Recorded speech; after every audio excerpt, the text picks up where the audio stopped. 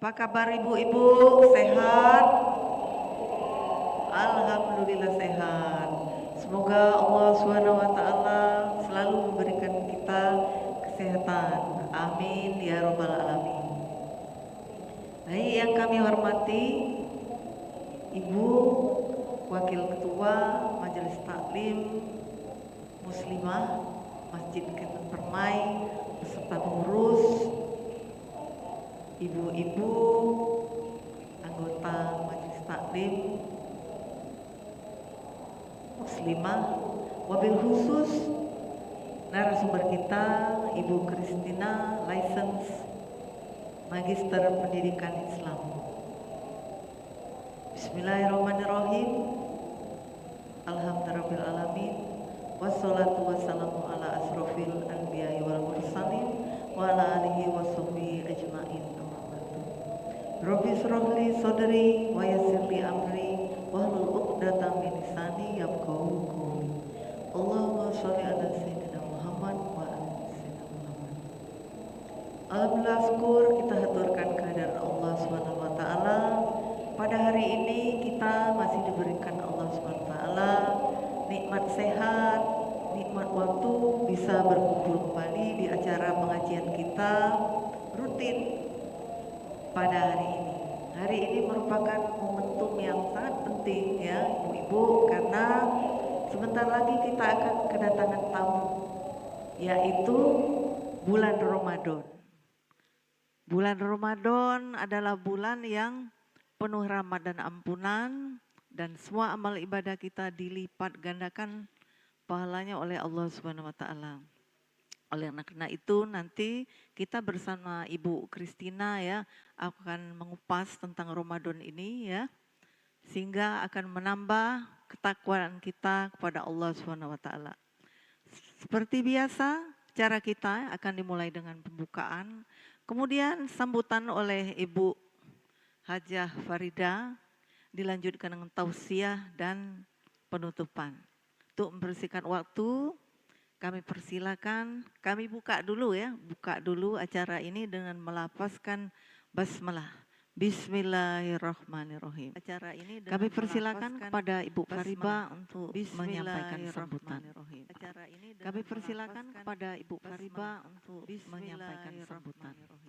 Biar agak semangat, saya mau berpantun dulu. Bu Fariba untuk menyampaikan sambutan. Biar agak makan siang, makan malam, berpantun dulu. Lauknya tetap ikan asin. Izinkan saya ucapkan salam untuk para hadirin sekalian.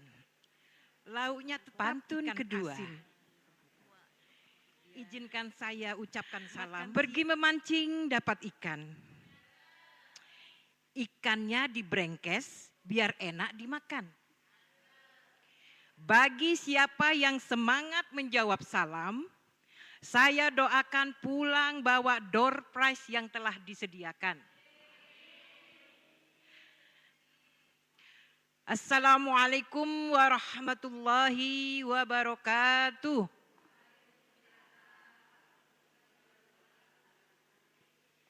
Alhamdulillah wa syukurillah. Wala haula wala quwata illa billah. Allahumma sholli ala sayyidina Muhammad wa ala alihi wa sahbihi ajmain, amma ba'du. Pertama-tama saya mau mengucapkan terima kasih kepada Ustazah Kristina yang sudah bersedia hadir di Masjid kami Al-Munawwaroh. Ini baru pertama kali Bu, atau yang kedua, kali kedua ya. Juga kepada ibu-ibu jamaah MT Al-Munawwaroh. Sebelumnya saya ingin menyampaikan permohonan maaf karena ketua kita Ibu Dr. Delia belum bisa hadir karena ada urusan di luar kota. Jadi atas nama MT Al-Munawwaroh, atas nama pengurus, kami mengucapkan selamat datang dan berterima kasih sudah berkenan hadir di rumah ibadah kami.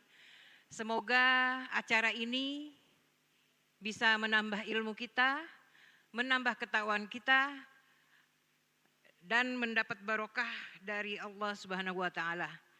Tidak perlu berpanjang lebar, saya kira itu saja kata sambutan dari saya.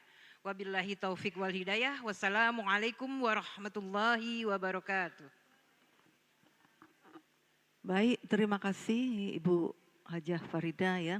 Selanjutnya kami persilakan kepada Ibu Ustazah untuk menyampaikan tausiahnya. Silakan Ibu.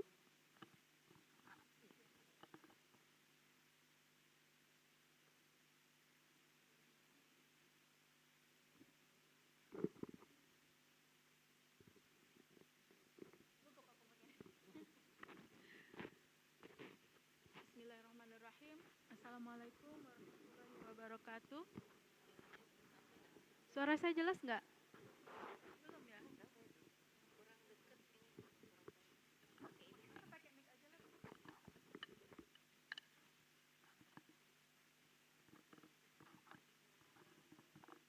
Bismillahirrahmanirrahim. Assalamualaikum warahmatullahi wabarakatuh.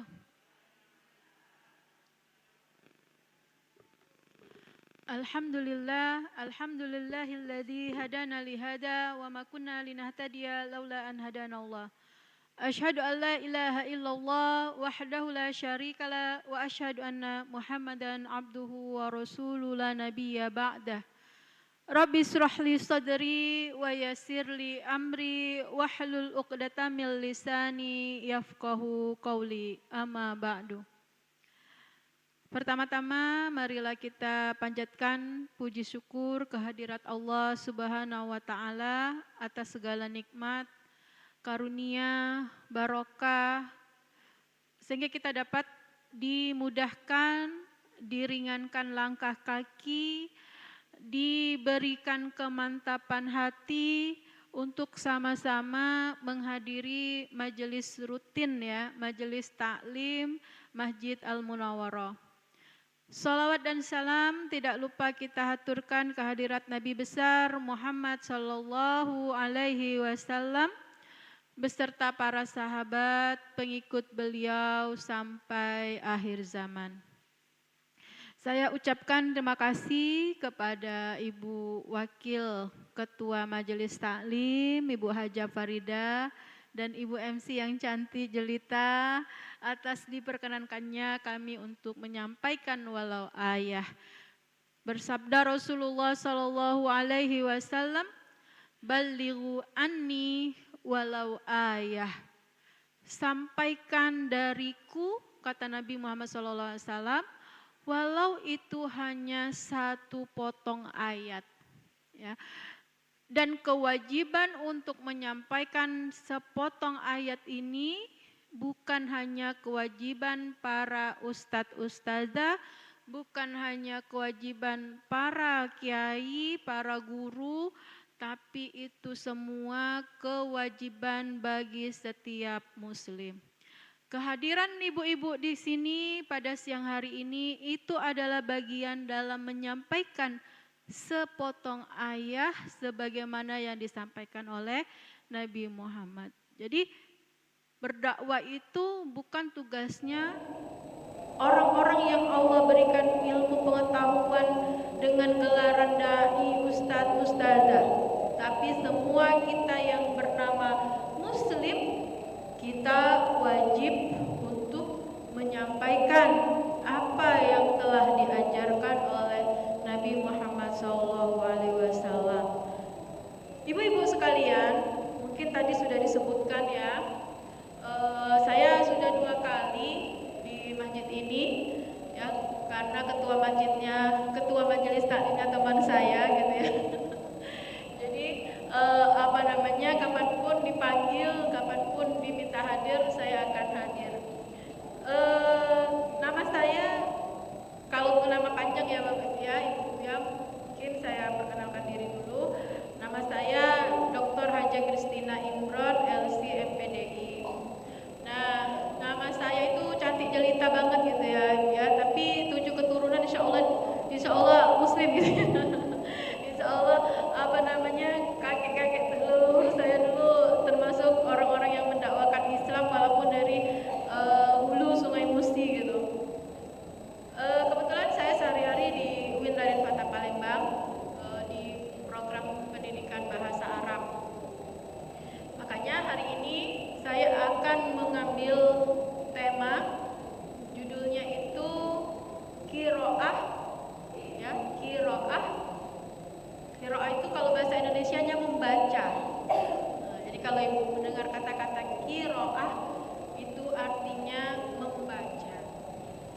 Qiraat teks tematik tentang puasa.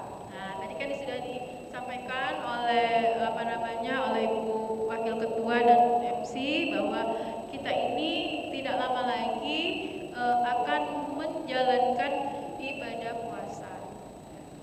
Maka hari ini kita akan mengkaji teks tematik ayat tentang puasa. Ya, qiraat teks tematik tentang puasa. Quran surat Al-Baqarah ayat 183 sampai 187 berdasarkan tafsir At-Tahrir wa Tanwir karya Ibnu Asyur. Nah, jadi kitab tafsir itu banyak sekali Ibu-ibu, ya. Kita setelah Al-Qur'an itu selesai diturunkan, ya, dengan lengkap, ya. Bahkan Rasulullah mengatakan kepada para sahabat, sepertinya umur saya ini udah gak lama lagi. Menangis sahabat itu. Kenapa ya Rasulullah, jangan gitu kan? Kenapa gitu? Karena biasanya setiap bulan Ramadan Jibril itu mengetes, memurojaah gitu ya. Ini ada di Hafiz ya. Memurojaah hafalan Al-Qur'an saya, kata Rasul, cuma sekali. Tapi tahun ini 3 kali gitu minta diulang gitu kan. Nah, itu Rasulullah itu sebenarnya sudah tahu gitu, sudah ada tanda-tanda bahwa beliau akan wafat gitu ya. Walaupun dalam salah satu riwayat disampaikan bahwa seketika Israel datang tuh izin gitu. Wahai Rasulullah, apakah bersedia saya cabut? Kalau Rasulullah bilang, nanti dulu. Seperti kata penyair ya, aku ingin hidup 1000 tahun lagi gitu kan. Bisa gitu. Bisa. Nah, mau dikasih pilihan, mau dicabut sekarang atau nanti. Nah, kalau kita mungkin nanti dulu Rasulullah, aku masih kecil. Nanti dulu Rasulullah belum bercocok, kayak dulu malaikat belum bercocok gitu ya, mungkin ya. Tapi Rasulullah tidak gitu kan. Terus itu jadi Israel itu menawarkan, kata Nabi, saya siap gitu kan. Pada tahun itu gitu ya. Pada tahun ke-13 Hijriah. Nah, kitab tafsir itu banyak. Hari ini kita akan mengaji kitab yang namanya kitab tafsir namanya At-Tahrir wa Tanwir karya Ibnu Asyur. Nah, jadi salah satu tafsir kontemporer ya. Jadi tafsir ini dilahirkan oleh seorang ilmuwan tafsir abad ke-20. Nah, ayat tentang puasa itu terdapat di dalam surat Al-Baqarah ayat 183 sampai 187. Ya. Ayat 183 itu perintah berpuasa. Nanti kita bahas satu-satu. Ayat pertama tentang puasa itu menyatakan tentang perintah puasa dan tujuan puasa itu untuk apa. Ayat 184 itu menyatakan atau mengajarkan kepada kita puasa itu wajib, tapi gitu ya, ada rukhsah-rukhsah, ada keringanan-keringanan. Nah, itulah Islam itu. Ya. Islam itu adalah agama yang sangat-sangat menghargai manusia. Ya. Jadi di ayat 183 dinyatakan puasa wajib, ayat 184 ada kondisi-kondisi yang membolehkan seseorang untuk tidak berpuasa. Ayat 185 itu menyatakan tentang Ramadan sebagai bulan Al-Qur'an. Ayat 187 itu menyatakan tentang bagaimana berpuasa, bagaimana seorang suami istri itu ketika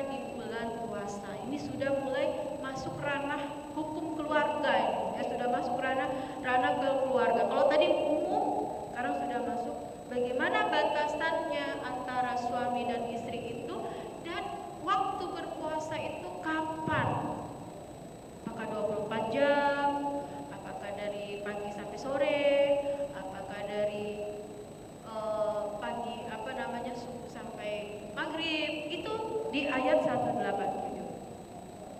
Dan ayat 186 itu mengajarkan kita untuk senantiasa mendekatkan diri kepada Allah dan memperbanyak doa.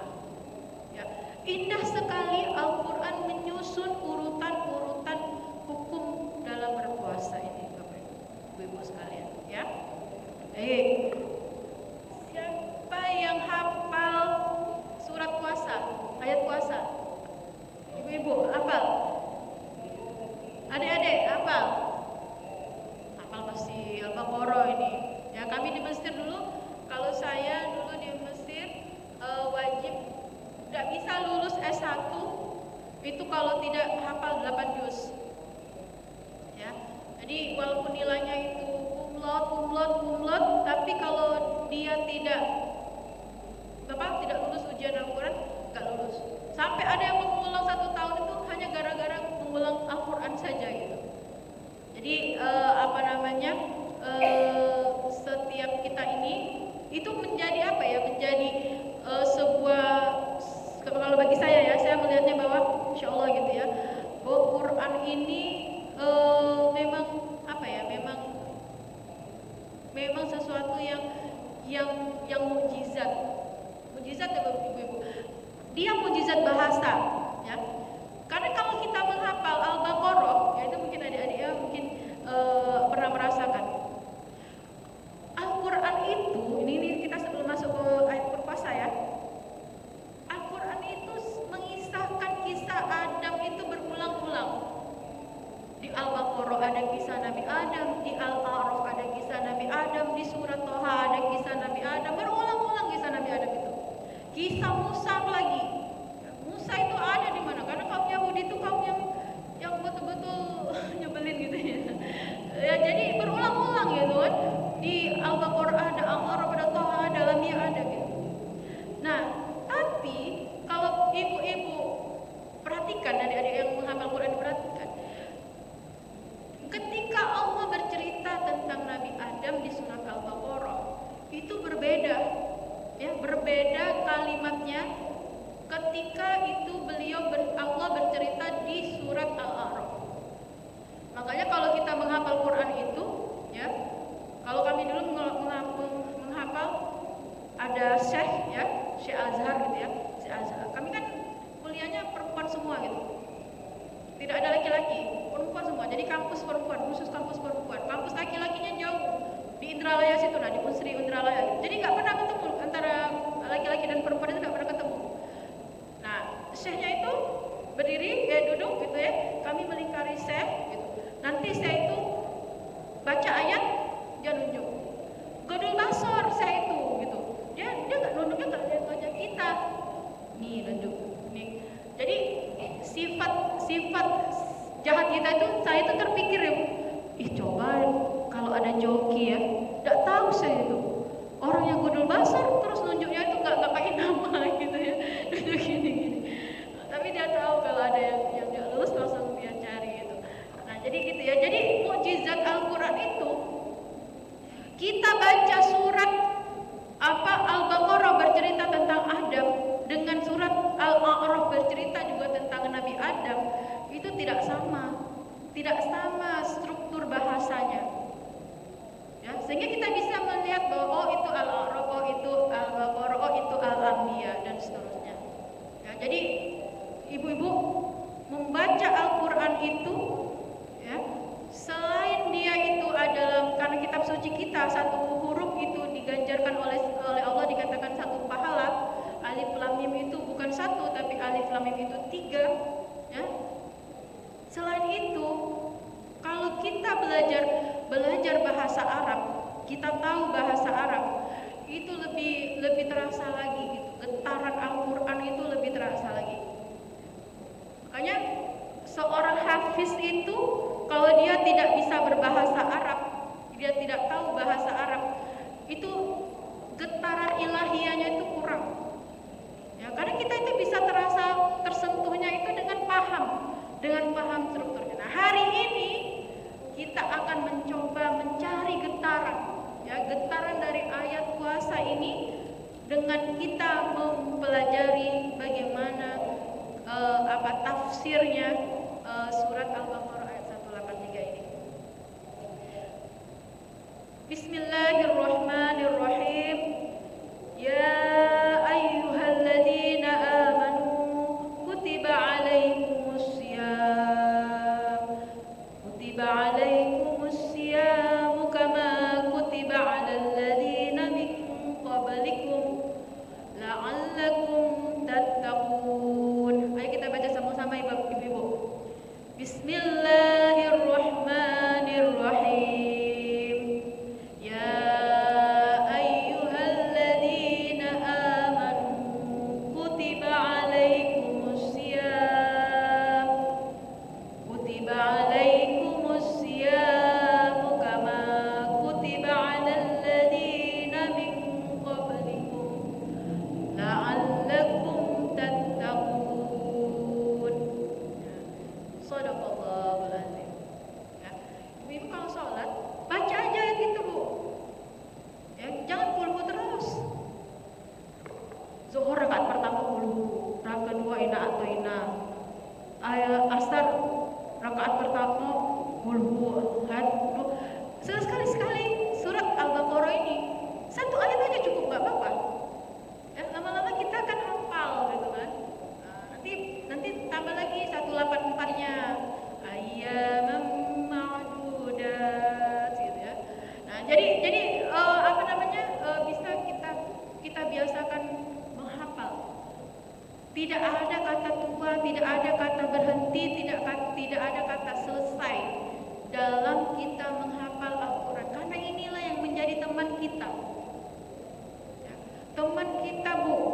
Ya, yang menjadi penolong kita, syafaat kita, itu tidak lain tidak bukan adalah ayat Al-Quran. Untung lagi kalau ayat Al-Quran itu ada di dalam badan kita. Ya. Baik, kita lanjut. Itu tadi ayatnya. Sebenarnya saya sudah kirim ke ketua materi saya ini, tapi sepertinya mungkin sudah dibagikan ya, Bu. Sudah dicek belum? Sudah di-share ya? Boleh dilihat di di HP-nya. Itu sudah saya share. Nah, jadi ada bagian yang mungkin ibu-ibu lihat itu namanya Arab gondol. Ya, Bu ya. Ada Arab gondol. Nah, itu saya kutip dari tafsirnya Ibnu Asyur ini. Ya. Ibnu Asyur itu seorang penafsir abad 20, jadi masih kontemporer, dikategorikan kontemporer. Ayat ini menjelaskan apa? Ya. Di dalam tafsir Ibnu Asyur disampaikan bahwa hukum puasa itu adalah sebuah hukum yang sangat-sangat agung. Azim ya, di sini digunakan kata azim. Di antara semua hukum-hukum syariat yang sudah Allah tetapkan. Ya. Kenapa? Karena pertama, karena puasa itu adalah ibadah yang melatih kesucian hati, yang melatih kebersihan jiwa. Ya. Di antara ibadah-ibadah yang hanya kita dan Allah yang tahu itu adalah puasa. Ya. Jadi puasa itu adalah sebuah ibadah yang di dalamnya ada latihan untuk kita tazkiyatun nafsi, mensucikan jiwa, ya, mensucikan ruh kita, mensucikan hati. Ya. Masing-masing orang itu nanti akan dapat maslahatnya sendiri-sendiri. Jadi kegunaan puasa itu ada masing-masing individu yang bisa merasakan. Ya. Tidak bisa diatur-atur gitu ya. Dia bisa diatur-atur karena dia adalah hubungan hati jiwa kita dengan Allah, dengan zat Allah Subhanahu wa taala. Maka puasa ini sepertinya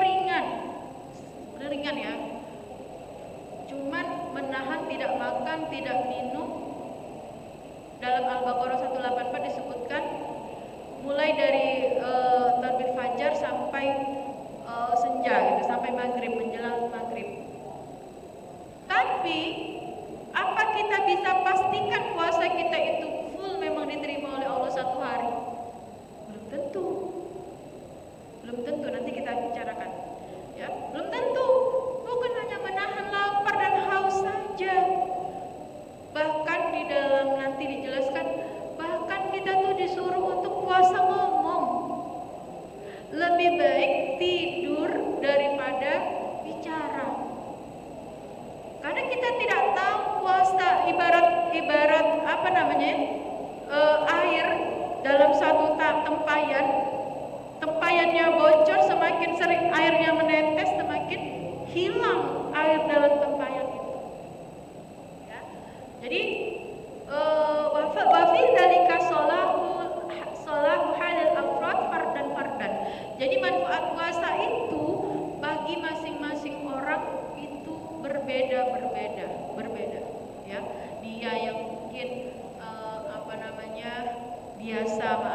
biasa bergibah, mungkin berkurang gibahnya. Orang yang tadinya sakit, berkurang sakitnya. Orang yang tadinya gemuk, berkurang berat badannya, gitu kan? Kan masing-masing ada salahiyahnya, masing-masing ada manfaatnya. Ya. Dan apa?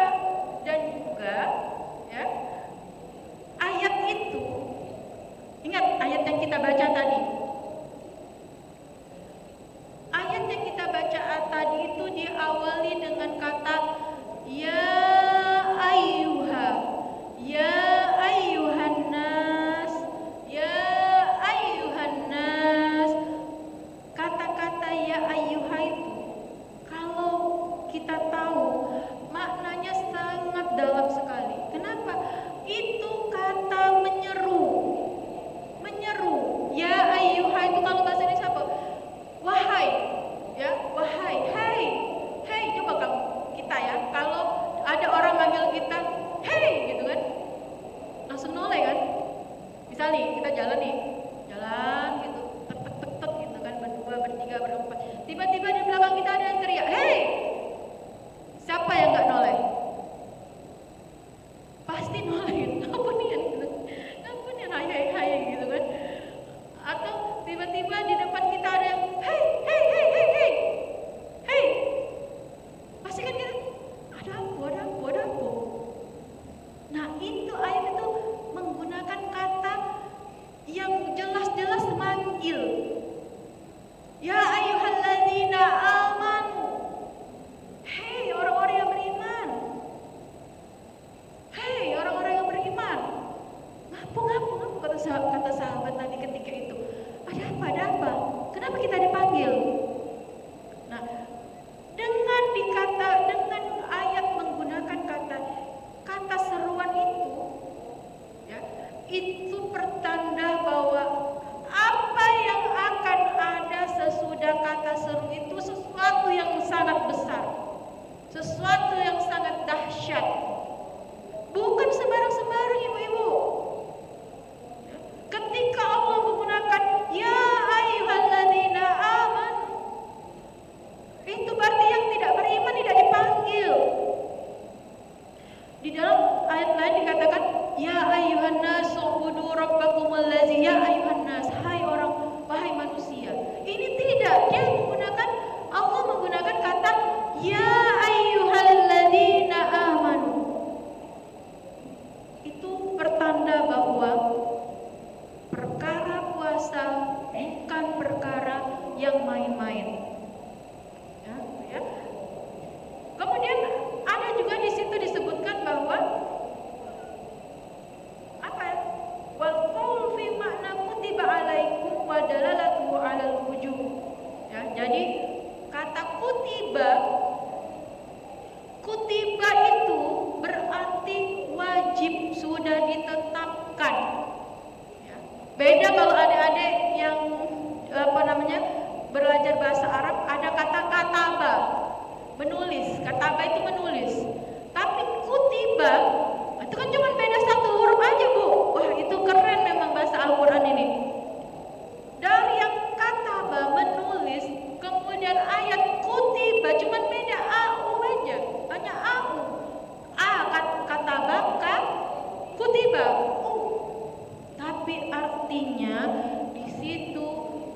dimaknai bahwa puasa itu wajib. Ya. Tidak ada walaupun nanti di ayat selanjutnya nanti ada ruksonya, tapi di sini ditegaskan bahwa puasa itu adalah sesuatu yang wajib. Ya. Nah, apa itu definisi puasa?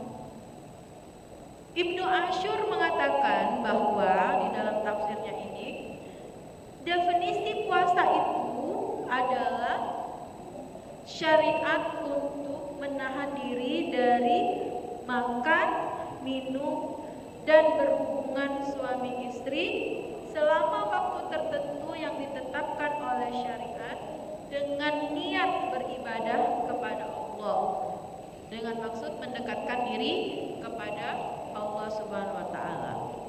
Ya. Nah, tafsir ini yang saya tertariknya dengan tafsir ini, dia membahas kata per kata itu baik dari istilah bahasanya maupun istilah para fuqahanya. Ya. Jadi di sini dikatakan bahwa puasa itu ya berasal dari bahasa Arab ya, isim maf'ul min masdar, dan tidak usah lah ini ibu-ibu ya, nanti mengantuk gitu. Nah, di sini dikatakan bahwa ya kata siam, kenapa Allah tidak menggunakan kata saum? Nah, ini kan. Jadi kenapa kutiba alaikumus siam? Padahal bahasa Arabnya puasa itu soma yasumu sauman, ya. Kenapa di sini Allah berfirman menggunakan kata siam bukan saum, ya? Jadi kata siam tidak digunakan kecuali untuk makna meninggalkan seluruh makanan dan minuman, ya.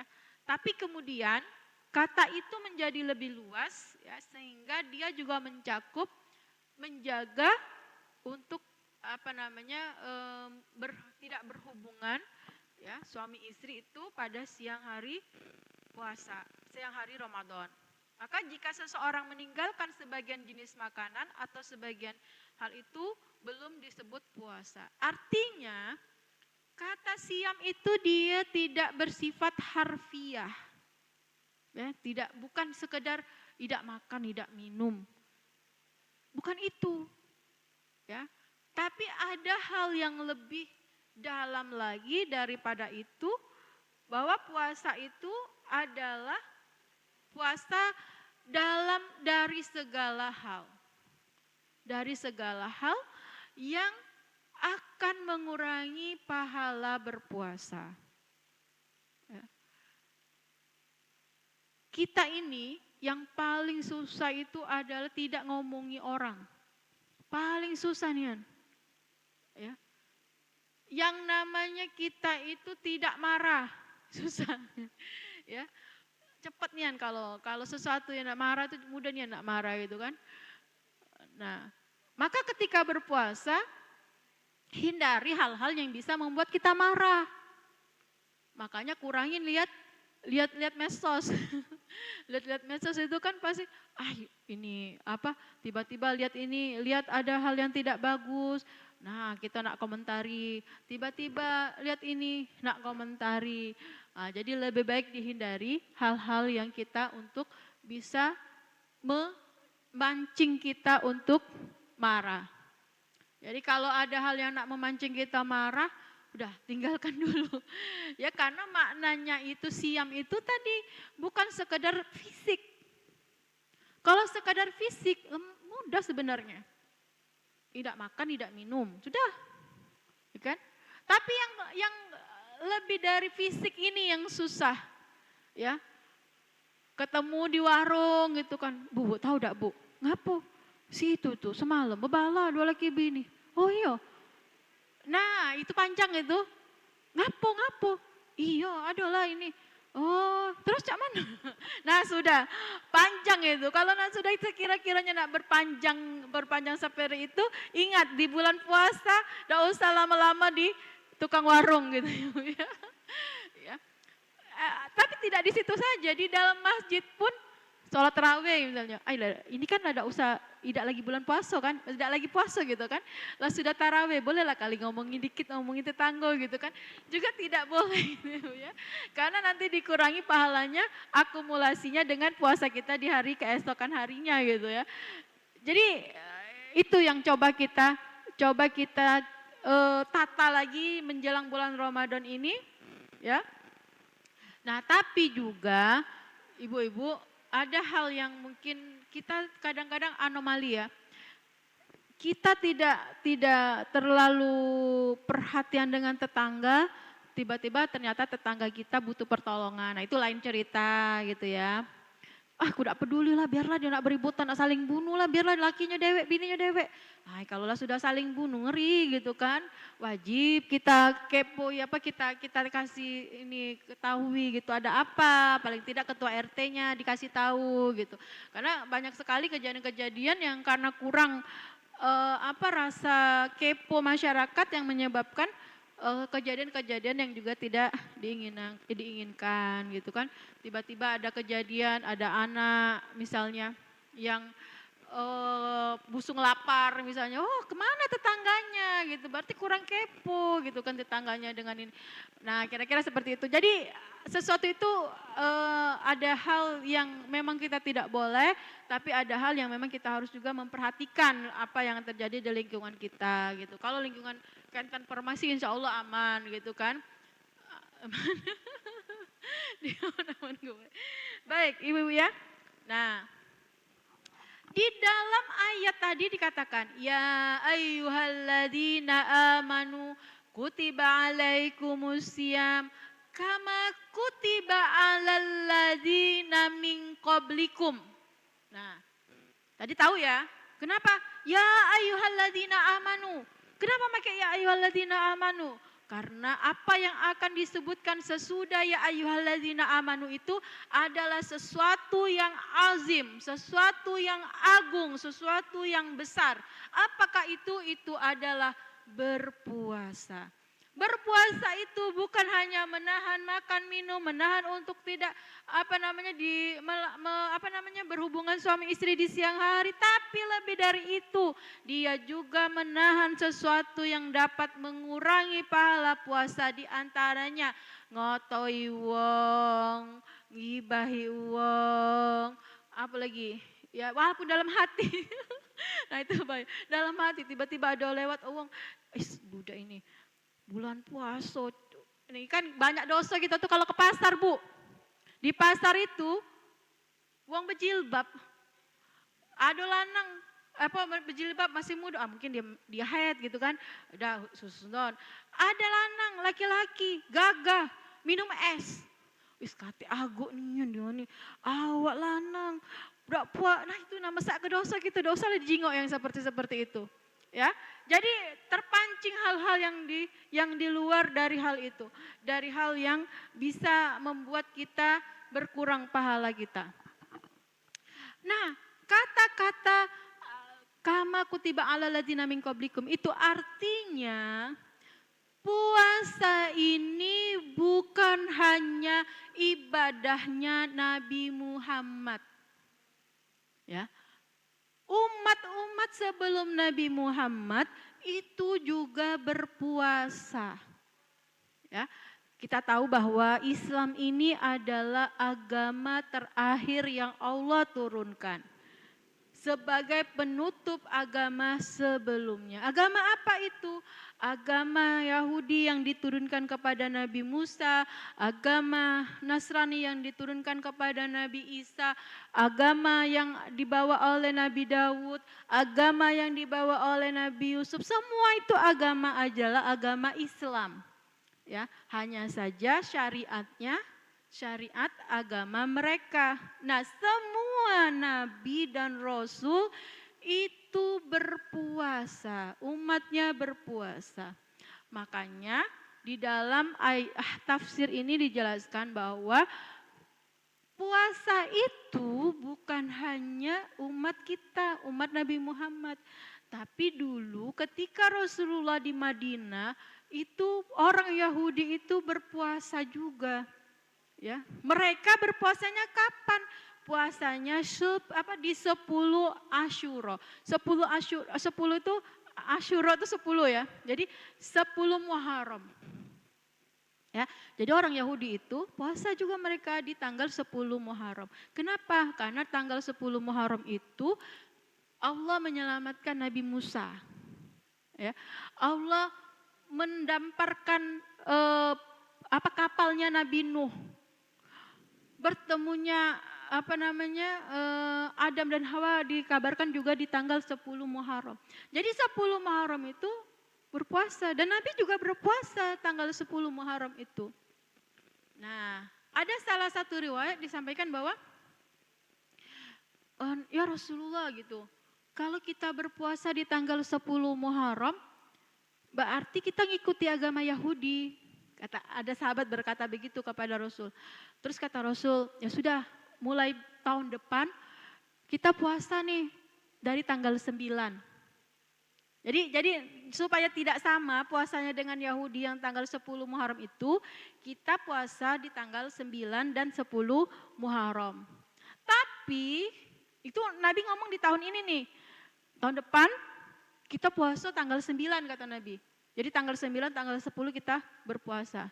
Ternyata tahun depannya itu Nabi wafat.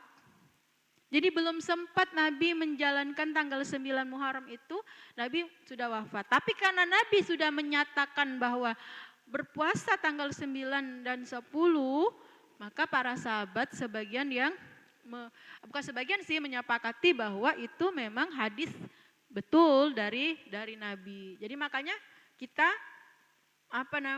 berpuasa itu kalau di bulan Muharram itu dari tanggal 9 dan tanggal 10. Nah, enggak tahu kalau yang mulai tanggal 1 itu saya enggak tahu. Ya mungkin kita cari lagi dalilnya ya. Ada yang mulai tanggal 1 sampai tanggal 10 gitu puasanya. Itu saya belum cari lagi gitu. Tapi kalau tanggal 9 dan tanggal 10 itu benar ya. Benar pernah dilontarkan oleh Nabi Muhammad SAW.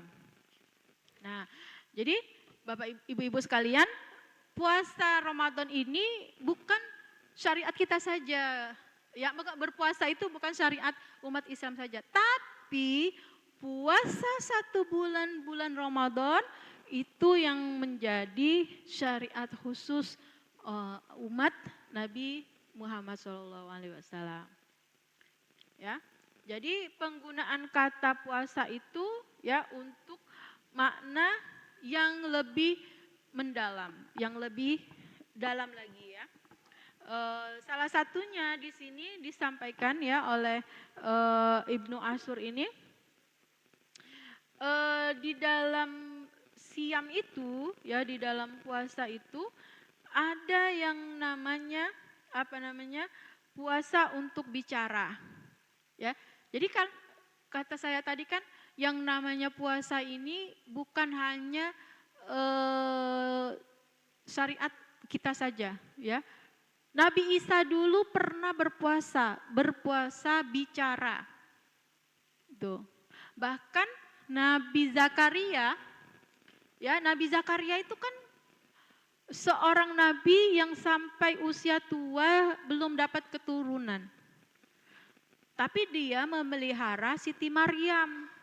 Jadi Imron itu dengan Zakaria itu mungkin bersaudara gitu ya, masih satu keluarga gitu. Jadi Maryam itu diasuh oleh Nabi Zakaria.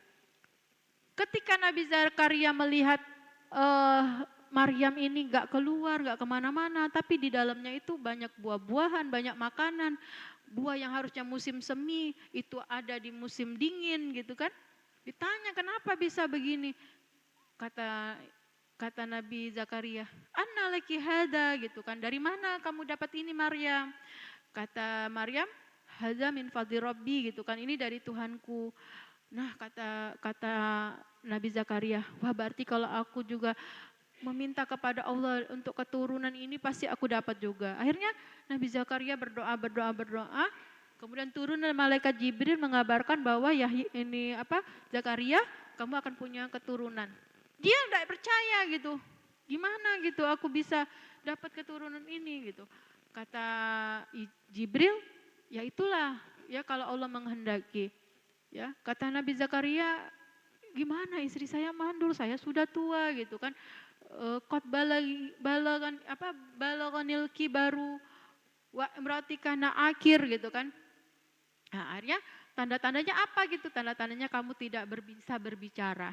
Ya, jadi Nabi Zakaria itu tidak berbicara selama 3 hari. Illa romza, kecuali bahasa isyarat gitu. Ya. Nah, kalau Nabi Isa dia benar-benar berpuasa bicara. Jadi puasa itu kan macam-macam gitu. Ada dianggap berpuasa juga walaupun hanya dia tidak berbicara. Ya. Jadi tapi itu adalah hanya sebuah kiasan saja. Nah, jadi ini saya ulangi bahwa disampaikan bahwa puasa Asyura itu juga dilakukan oleh orang-orang di masa jahiliyah. Ya, Bu, sampai jam berapa ini, Bu? Sampai sepuasnya. Jam 3 kurang ya. Baik. Nah, jadi Ibu-ibu kembali di sini kita ulangi lagi bahwa di dalam berpuasa itu ada tujuan-tujuannya. Ya. Pertama, ya. Jadi kenapa ayat kama kutiba alal ladzina min qablikum? Kenapa digunakan kata kama kutiba alal ladzina min qablikum? Ya. Kamu diwajibkan berpuasa sebagaimana umat-umat sebelumnya. Sebagaimana itu kan berarti kayak kita menyerupai gitu kan. Nah, di sini kita diberikan pengetahuan bahwa mengapa digunakan kata kama kutiba. Yang pertama, bahwa ibadah ini memberikan penegasan bahwa ia telah disyariatkan sebelum Islam.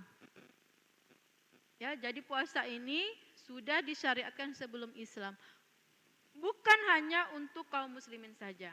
Ya.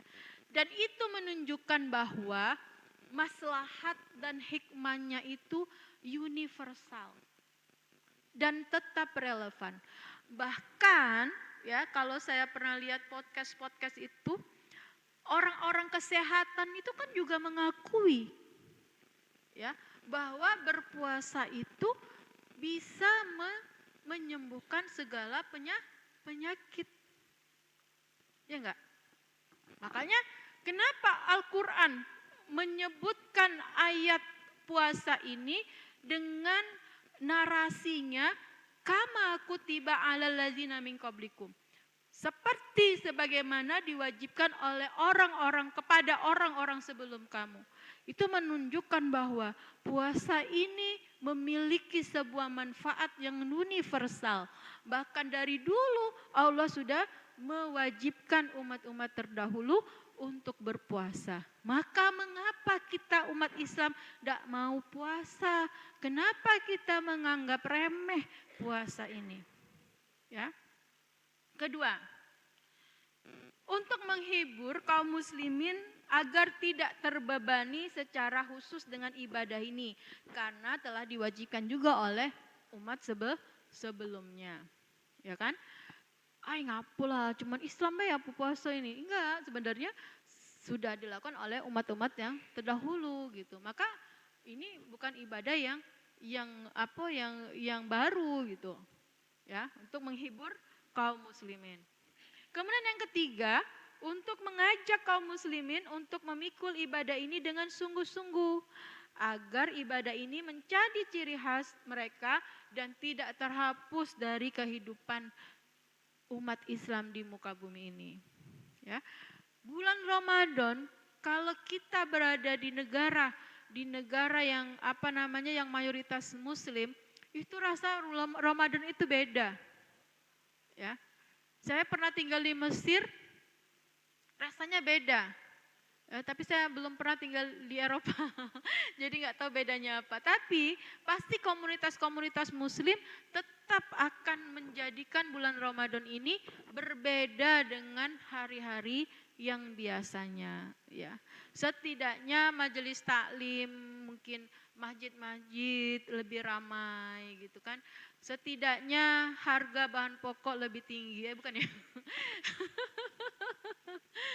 Bukan ya, itu bukan tanda Ramadan ya. Kirain tanda-tanda Ramadan itu salah satunya adalah bahan pokok menjadi lebih tinggi. Karena nak beli galau, nah inilah kita juga yang salah ibu-ibu.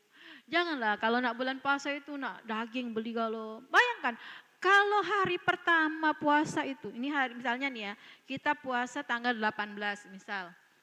Atau tanggal 19, kita puasa tanggal 19. Tanggal 18 itu seluruh emak-emak se-Indonesia ini beli daging galau. Pasti habislah stok daging. Iya dah? Iya dah? Ya itu yang kadang kan salah kita juga. Setiap bulan Ramadan, misalnya nak lebaran ya. Nak lebaran, semua orang mesti pakai baju baru. Ya naik baju baru. Setiap orang mesti ngecat rumahnya baru. Pasti mahal cat gitu kan.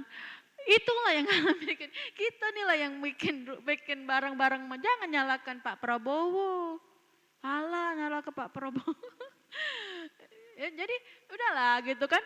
Udah usah lah nak daging nian. Hari pertama makan sahur itu gitu kan. Bolehlah makan ikan, lah, makan telur gitu kan. Dagingnya dikit baik, banyak kuahnya. Ya kira-kira begitu ya. Jadi kita memang itu menjadi kekhasan ya, menjadi kekhasan kita bahwa bulan Ramadan ini berbeda dari bulan-bulan yang lain. Nah, kemudian apa namanya?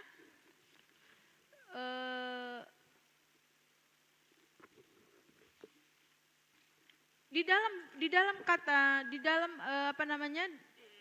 dalam bulan puasa ini atau di dalam kata puasa itu ya, uswatun fil masaib wa hadhihi faida liman qad yasta'zim as-shaum minal musyrikin fayamna wujudu islam fil islami minal iman wala yastaskilu min qarabil ahdi bil islam wa qad akada hadzal makna ad-dimni qaulu ta'ala ba'da ayyam ma'dudah. Ini ayat yang terakhir ya. Jadi sebenarnya ayat puasa itu kan cuman sampai la'allakum tattaqun. Nah, gitu ya. Ujungnya itulah yang menjadi tujuan utama ya, utama kita dalam menjalankan ibadah ya, yaitu menjadi insan yang bertakwa. Al-muttaqun ya Bapak Ibu ya. Jadi menjadi orang yang muttaqun ya, menjadi orang yang bertakwa itu tujuan akhir ya. Karena takwa itu di atas iman. Ya. Yang namanya ada tiga ya. Ada Islam, ada iman, ada Islam, ada ihsan. Nah, takwa itu di atasnya lagi dari ihsan ini. Ya. Jadi yang namanya orang takwa itu dia makomnya itu sudah sangat tinggi sekali. Ya. Karena apa? Karena dia melakukan sesuatu itu bukan hanya dari pandangan mata manusia. Nah itu, jadi sudah tingkatnya tinggi. Ibu tahu nggak dengan seorang sufi? Sufi ini terkenal sekali karena dia dijadikan film. Namanya Rabi'ah al-Adawiyah. Pernah dengar ya? Rabi'ah al-Adawiyah itu makomnya itu, makanya dia disebut di sebagian orang mengatakan bahwa dia itu kedudukannya itu seorang sufi gitu. Ya. Karena apa? Karena dia itu pernah berkata begini. Ya Allah, kira-kira begini bahasanya ya. Ya Allah, kalau aku melaksanakan ibadah ini karena ingin surgamu, karena ingin masuk surga, masukkan aku ke neraka ya Allah. Nah, Tuh tingginya itu gitu. Ya. Jadi kalau saya beribadah ini ya Allah karena mau surgamu, masukkan saya ke. Jadi artinya benar-benar cintanya itu memang benar murni, ibadahnya itu hanya untuk Allah semata. Tidak mengharapkan imbalan surga, tidak karena takut akan neraka. Dan itu kita ikrarkan di dalam takbiratul ihram. Inna sholati, doa iftitah ya. Setelah takbiratul ihram kita membaca doa iftitah. Inna sholati wa nusuki wa mahyaya wa mamati lillahi rabbil alamin. Ibu-ibu, coba itu dirasapi ketika sholat. Ya. Mungkin ada yang pakai bait baini wa baina hotoyaya ya. Apa semuanya pakai Allahu Akbar kabiro. Ya, kalau pakai Allahu Akbar kabiro, doa iftitah, itu yang ketika pada bagian inna sholati, sesungguhnya sholatku, wa nusuki, ibadahku, wa mahyaya, hidupku, wa mamati, matiku, lillahi rabbil alamin, la syarika lahu. Ya, tidak ada sekutu bagi Allah. Wa ma umirtu illa apa teh? Nusuki wa mahyaya wa mamati lillahi rabbil alamin, la syarika wa bidzalika umirtu wa ana minal muslimin. Tapi ibu-ibu, ini mumpung saya ingat ya, coba dites ya, anak-anak kita, cucu-cucu kita, itu dites betul-betul bacaan al-iftitahnya itu, doa iftitahnya itu. Karena kadang-kadang anak kecil itu suka tertukar-tertukar loh Bu. Inna sholati wa nusuki wa mahyaya wa mamati lillahi rabbil alamin la syarika lahu wa bidzalika umirtu wa ana minal muslimin. Itu dia ketukar. Jadi wa ma ana minal muslimin. Nah, itu bahaya itu. Ya. Allahu akbar kabira walhamdulillahi katsira wa subhanallahi bukrata wa asila. Inni wajjahtu wajhiya lillazi fataras samawati wal ard hanifan muslima wa ma ana minal musyrikin. Yang pertama itu wa ma ana minal musyrikin. Kalau ada anak-anak kita bacanya wa ana minal musyrikin, itu salah. Karena saya pernah ngetes murid saya. Dia bacanya gitu, yang di bagian pertama itu wa ana minal musyrikin. Artinya aku nih bagian dari wong musyrik. Iya. Nah, nanti di bagian bawahnya inna sholati wa nusuki wa mahyaya wa mamati lillahi rabbil alamin la syarika wa bidzalika umirtu wa ana wa ma ana, dia panggil wa ma ana minal musyrikin wa ma ana minal muslimin. Wa ma ana minal muslimin itu artinya aku bukan wong Islam. Itu keseleo sedikit saja artinya beda loh Ibu. Coba dibaca lagi, dites lagi bacaan doa iftitah kita. Jangan sampai kita baca doa iftitah lah benar-benar tahu-tahu artinya salah. Ya. Jadi coba kita nah ini mumpung lagi salah satu cara kita untuk mendekati bulan Ramadan ini dengan memperbaiki ibadah. Salah satunya memperbaiki ibadah itu adalah memperbaiki bacaan sholat kita. Ya, jadi doa iftitah itu kalau ada yang ketukar, yang atasnya wa ana minal musyrikin, yang bawahnya wa ma ana minal muslimin, bahaya. Artinya beda sekali. Ya, yang apa? Fatiras samawati wal ard wa ma ana minal musyrikin, itu yang betul. Wa ma ana minal musyrikin, itu yang betul. Aku bukan orang yang musyrik. Kita nyatakan di dalam doa iftitah itu, ya Allah, aku bukan golongan orang-orang yang musyrik. Ya. Inna sholati wa nusuki wa mahyaya wa mamati lillahi rabbil alamin la syarika lahu wa bidzalika umirtu wa ana minal muslimin, dan aku adalah orang yang muslim. Ya. Nah, mutakin itu kedudukannya itu di atas dari sekedar iman, Islam dan ihsan. iman, kita beriman, banyak orang-orang itu yang beriman. Tapi keimanan itu tidak cukup. Keimanan harus dibuktikan dengan Islam. Ya. Kalau Islam itu bagaimana? Islam itu adalah menerima semua yang Allah berikan, baik yang Allah wajibkan, yang Allah larangi. Menjalankan ajaran Nabi Muhammad secara benar dengan melaksanakan segala kewajiban, taat melaksanakan kewajiban dan taat pula menghindari hal yang diharamkan. Itu Islam. Ya, jadi tidak boleh Islam itu, pokoknya aku kalau cocok dengan aku galak. Kalau tidak cocok dengan aku tidak galak. Tidak boleh. Ya, kalau kita mengaku Islam, aslamtum, ya, maka kamu Islam. Maka kalau kita Islam, kita harus menerima apa yang disyariatkan oleh Islam. Ya.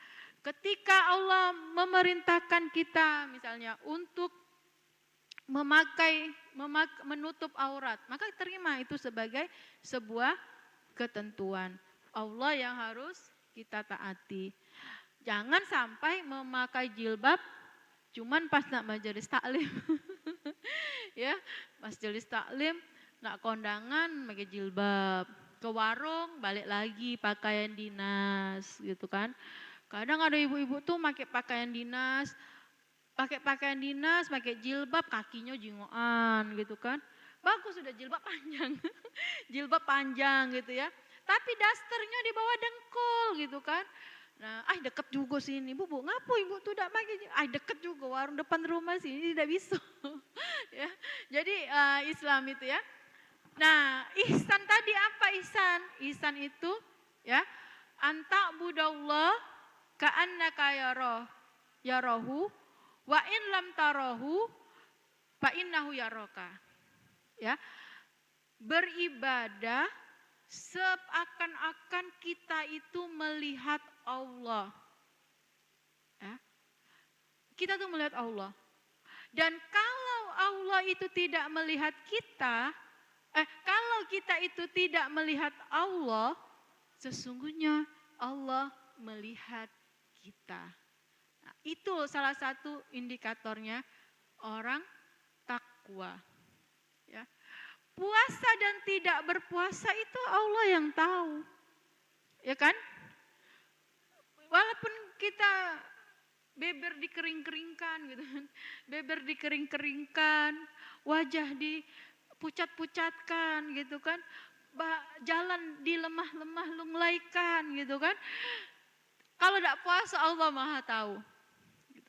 Nah, jadi itulah kenapa ayat dari berpuasa ini diakhiri dengan kata la'allakum tattaqun. Agar di akhir hari kita berpuasa, misalnya hari ini kita berpuasa, di akhir hari kita berpuasa itu kita masuk kategori orang yang bertakwa. Dengan syarat siangnya benar-benar berpuasa. Bukan hanya jasmaninya, tapi juga segala hal yang bisa membatalkan berpuasa. Ya, marah, mengejek, membenci, bertengkar gitu ya. Walaupun tidak batal puasa tetap berpuasa kita. Tapi tingkatan mutakinnya itu khawatirnya tidak sampai ke makom mutakin ketika kita di akhir hari kita berpuasa. Makanya kata Nabi bahwa orang yang berpuasa itu mempunyai dua kebahagiaan, farhaten. Pertama, bahwa dia sudah menjalankan puasa itu pada hari itu kan dia bahagia, kita kan Bu ya, bahagia. Dan yang kebahagiaan yang kedua, kita adalah orang-orang yang akan dekat dengan Allah ya. Nah, makanya di dalam menghadapi berpuasa ini ya, bulan Ramadan ini tujuan yang utama kita adalah menambah ketakwaan. Menambah bukan hanya ibadah, tapi ketakwaan. 10 hari pertama, 10 hari kedua, 10 hari ketiga di ujung ya, di ujungnya itu kan itkun minan nar ya kalau nggak salah ya pahalanya ya. Ya, jadi takwa itu adalah sebuah makom keimanan yang paling tinggi. Makanya kita selalu diminta untuk berdoa, Rabbana hablana min azwajina wa dzurriyyatina qurrata a'yun waj'alna lil muttaqina imama. Itu lagu Uje kalau tidak salah. Kalau Ibu lagu Bidadari Surganya Uje itu di ujung itu ayat itu ya. Jadi menjadi imam orang-orang yang bertakwa ya. Menjadi keluarga yang benar-benar menjadikan ketakwaan sebagai pondasi keluarga tersebut. Dengan munasabah bulan Ramadan ini ya, sebelum saya akhiri mungkin nasihat untuk diri saya sendiri dan kita semua bahwa mari kita jadikan bulan puasa ini sebagai bulan ketakwaan ya. Sebelum kita menjalankan menghadapi bulan puasa, mari kita perbanyak latihan-latihannya ya. Makanya di dalam imam itu kan sering berdoa, Allahumma barik lana fi Rajab wa Sa'ban wa balighna Ramadan. Allahumma barik lana fi Rajab wa Sa'ban wa balighna Ramadan. Nah, itu dari Rajab dan Sa'ban, khususnya ini kita sudah di penghujung Sa'ban, kita kita berusaha melatih diri kita untuk memulai gitu ya. Mulai meningkatkan ibadah gitu ya. Mulai rajin membaca Al-Qur'an ya. Mulai meningkatkan sholat kita mungkin lebih banyak, sholat malam juga gitu. Mungkin mulai terbiasa untuk makan yang teratur ya. Jadi makan tuh pada saatnya saja gitu, jangan ngemil terus gitu. Ya kalau adik-adik ini biasanya hobinya ngemil gitu kan. Mulai kita hindari seblak gitu kan, karena seblak tidak baik untuk buka puasa. Ya jadi kalau kita mungkin, kalau saya aja sendiri yang itu nggak terlalu suka saya makanan anak-anak sekarang. Cuma anak sekarang itu makanannya hebat-hebat betul gitu ya. Dimsum, seblak gitu kan. Nah jadi mulai gitu ya, mulai kita cari makanan yang maksudnya tuh makan dibiasakan kita untuk mulai berpuasa gitu lah ya, tidaknya ya, jangan ngemil terus. Nanti kalau ngemil terus ujung-ujungnya bulan puasa nak makan terus gitu kan, terasa gitu kan susahnya. Tapi kalau sudah, makanya orang kan banyak memperbanyak puasa nih di Sya'ban. Walaupun di ujung Sya'ban seperti sekarang ini tidak dianjurkan oleh Nabi. Ya Nabi itu kan menganjurkan untuk kita memperbanyak puasa itu di Rajab dan Sya'ban gitu. Tapi ada salah satu bukan riwayat ya, maksudnya tuh salah satu ahli al-fuqaha itu tidak menganjurkan.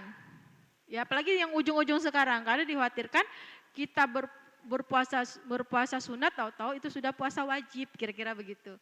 Karena zaman dulu kan tidak seperti sekarang. Zaman dulu kan benar-benar orang itu melihat bulan betul gitu untuk menentukan kapan berpuasa, kapan kita Idul Fitri gitu. Kalau sekarang kan mudah gitu. Bahkan kita tidak haji pun sekarang ini setiap saat kita bisa tawaf. Karena merasa Ka'bah itu di dalam rumah kita gitu kan, orang top ya kan. TV sekarang kan saat ini apa yang terjadi di Masjidil Haram itu kan ada di dalam ruangan, di kamar kita, di depan TV kita gitu. Nah, makanya kalau sekarang ini dulu suka perdebatan, terjadi perbedaan antara Indonesia dengan Saudi gitu ya. Misalnya Indonesia tanggal 10 gitu kan. Ternyata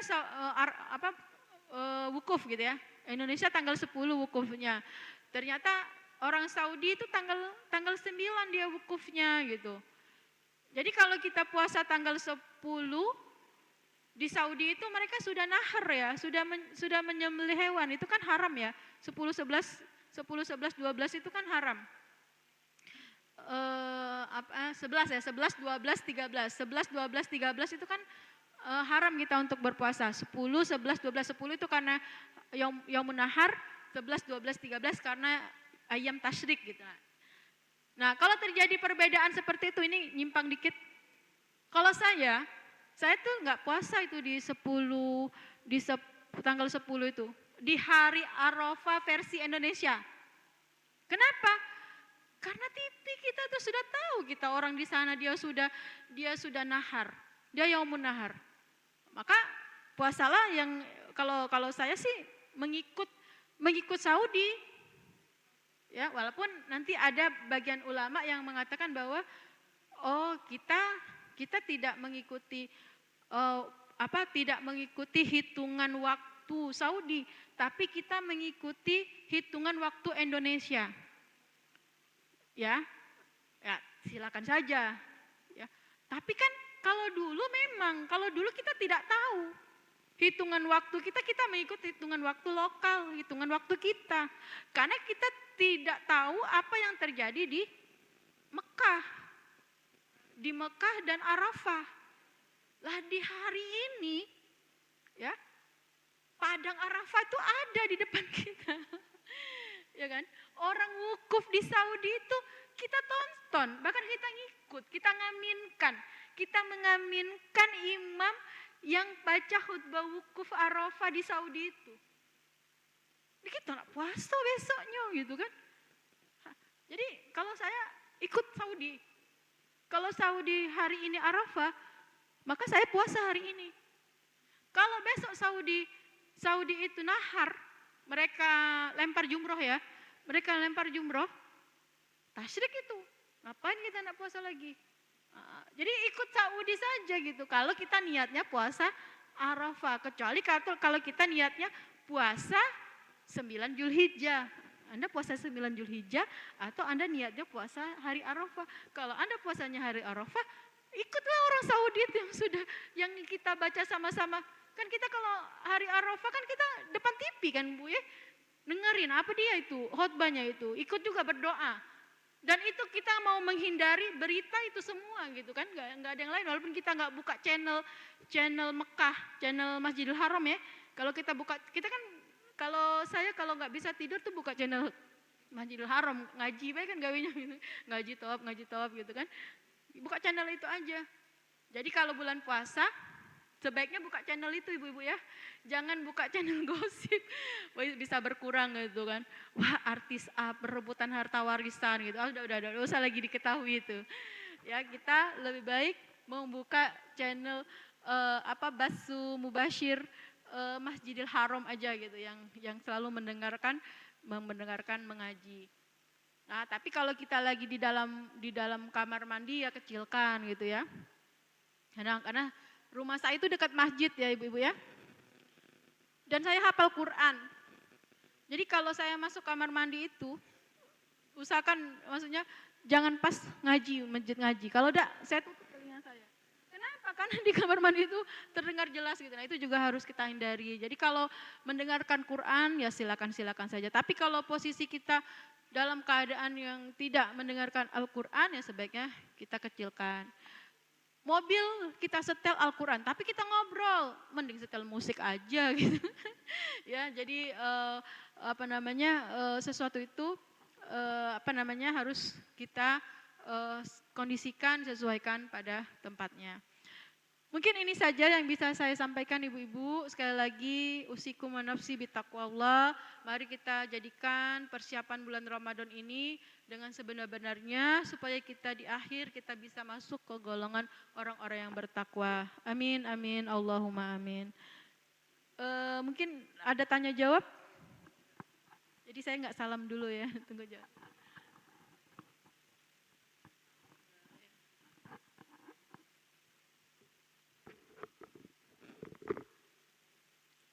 Baik, terima kasih Ibu Ustazah Dr. Christina LC MPDI ya. tadi sudah disampaikan mengenai puasa, ya, posisinya di dalam Al-Quran, ya, hukumnya seperti apa. Jadi kita memandang dalam perspektif bahasa Arab